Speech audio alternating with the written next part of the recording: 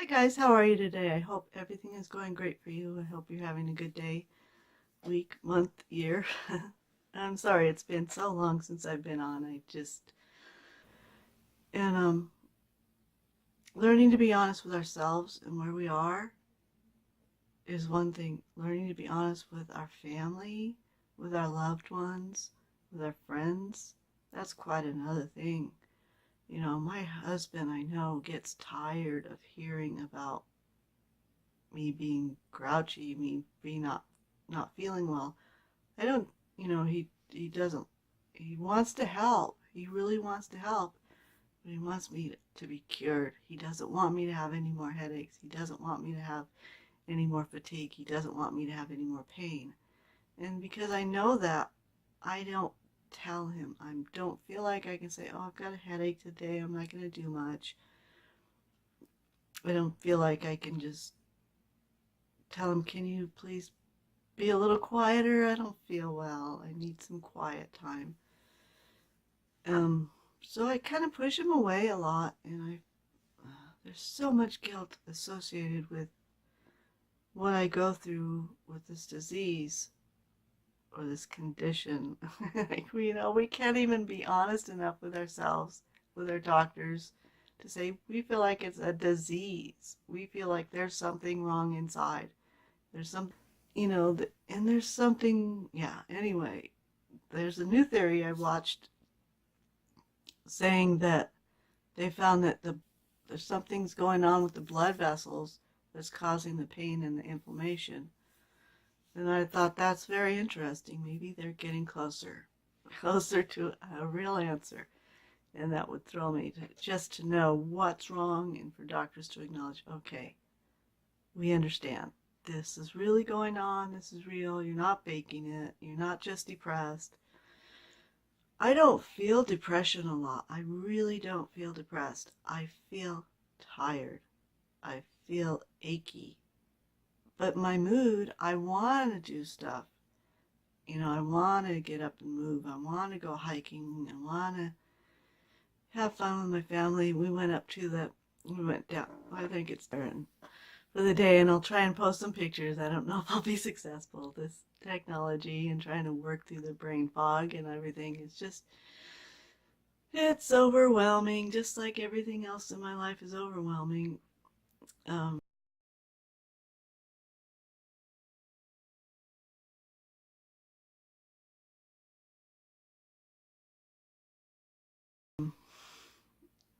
I just really feel bad about coming on here and just carrying on.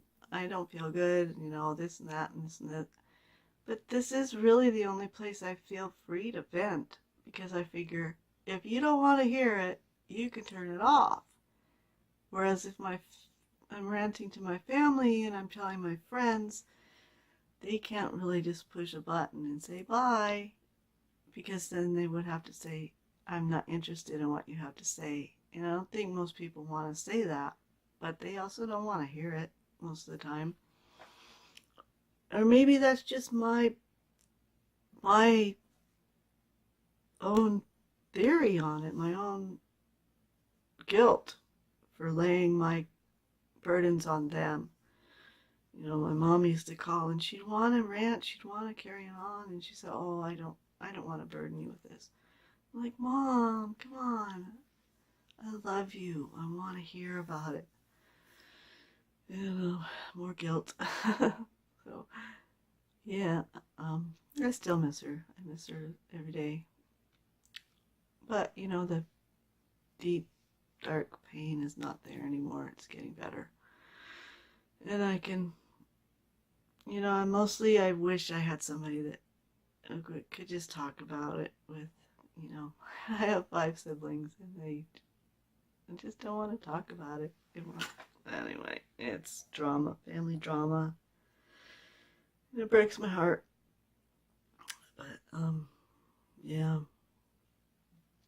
I really wish we could be real with each other, have a real connection. So that's my rant, and I might edit all this out, and I might keep it in, I might we'll see what happens. If this is a really choppy video, that's why, because I had to edit a lot.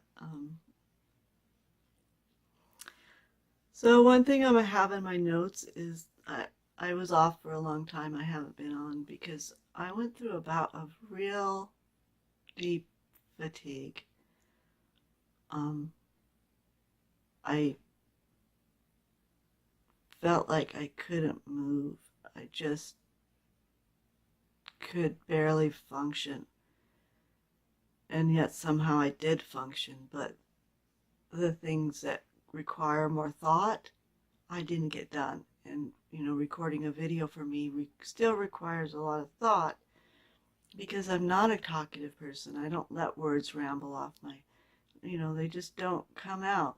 And, I have to think about what I want to say and formulate words, and the words don't want to come. So, um, so I went through this whole fatigue thing, and I try to go to bed, and I have to get up because my body, they talk about restless legs. My whole body is affected.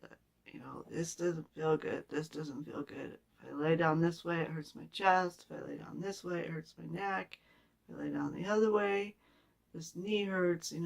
I just can't get comfortable. And moving helps a lot, but I can't move constantly, and so it's a vicious circle, really. Um, Through the whole thing, I was trying to find answers. Why am I so fatigued? What's going on? What's different? And so I've been gaining weight, and it's getting to a point where I really need to do something about it. So the first thing I did was I cut out the sugar. I told everybody in the family, no more sugar. None of us need it. I'm not buying sugar. I'm not buying honey. I'm not buying any sweets. I'm not going to keep them in the house.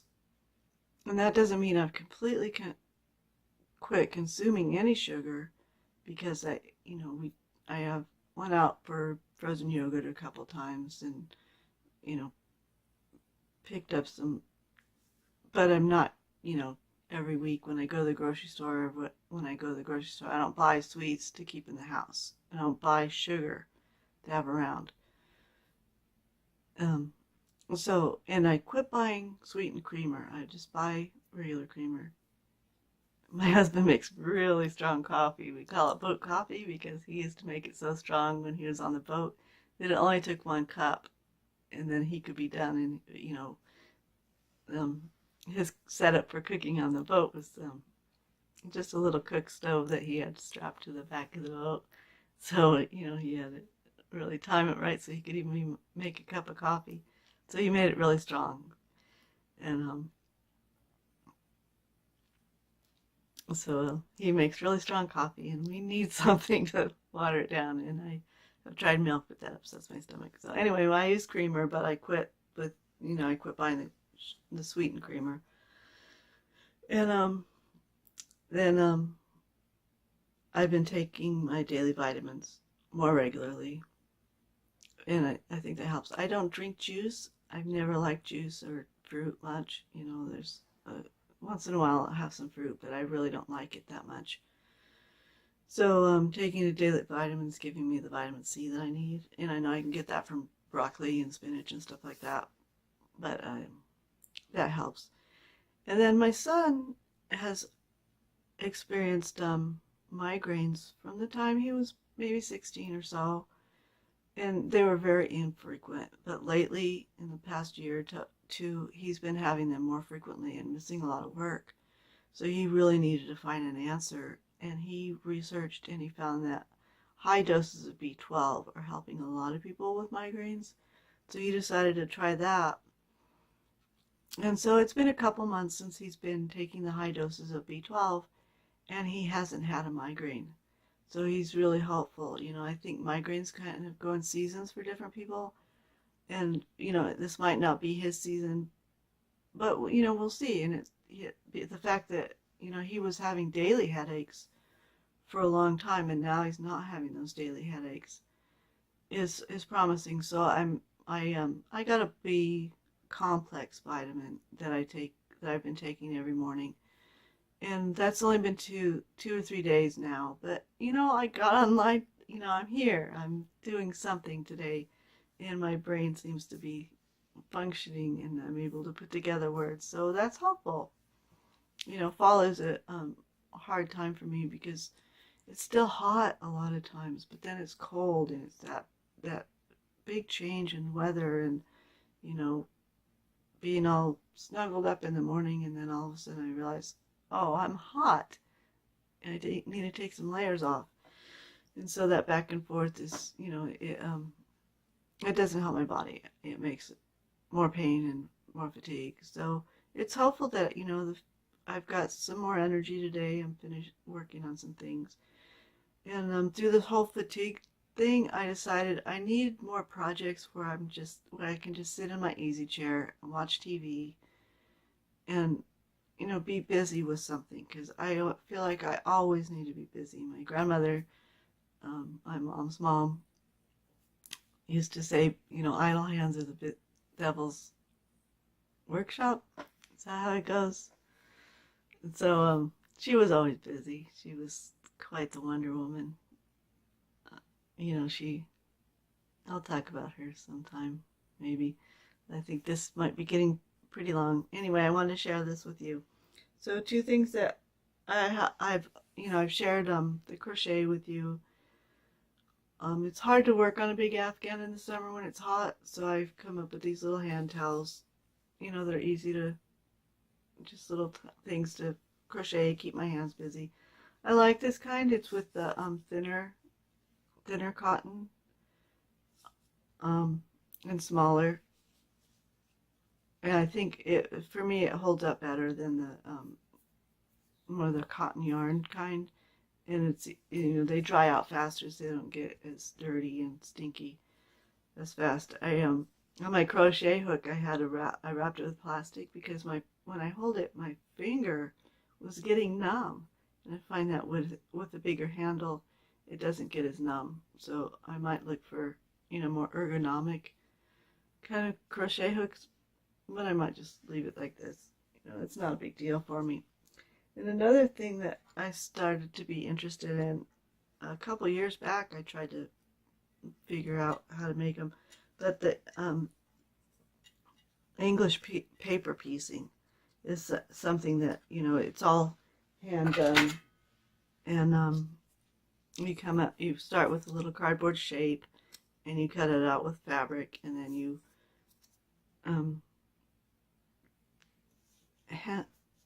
I forget what that's called. Baste. You baste this so that it holds the fabric in place.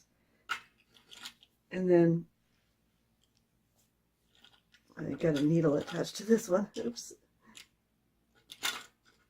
So yeah, I'll do it this way. So these are my pieces, and I've started hand stitching them together. And hopefully, I'll stick with it and make a quilt out of it. This is going to be like a light sky, kind of yellowed sky modeled background, and then I'm going to want to applicate butterflies on top of it, and see how that works out, if I really like the handwork, and whether I can stick with it or if it gets tedious. We'll see. I have so much scraps of fabric, boxes of scraps of fabrics that I can work through, and it's not a big deal if I just toss a project.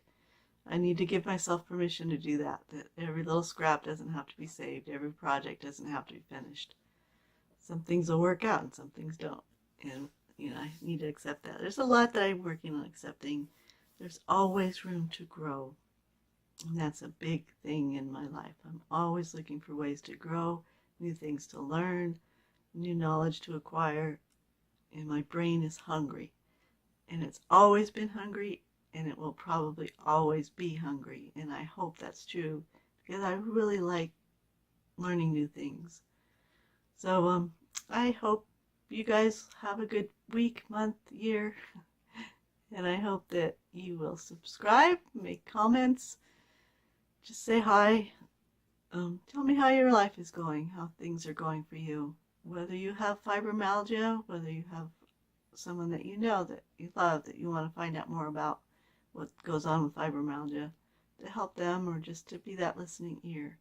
And I encourage all of us to be that listening ear for each other so that we can be more real with one another and that we can communicate on a real level. So thanks for watching today. Toodles.